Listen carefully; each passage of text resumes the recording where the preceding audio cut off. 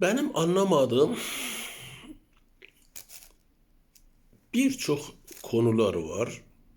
Bunlardan birisi de falanı yedirmeyiz, filanı yedirmeyiz ifadesidir. Yedirmeyiz dedikleriniz gerçekten sizleri seviyor, sizleri savunuyor, sizlere değer veriyor, sizleri koruyor, sizleri kolluyor, sizlerin çıkar ve menfaatları için mücadele ediyor, size değer veriyor, size saygı duyuyor, sizleri yüceltiyor, sizlerin mutluluğunu istiyor ise eyvallah, yedirmeyin.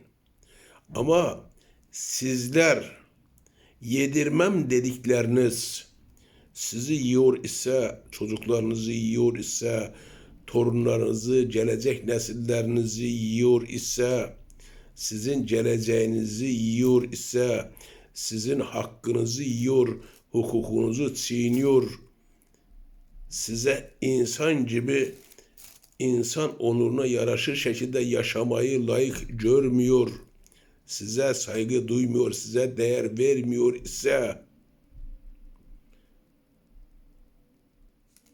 neyi yedirmiyorsunuz?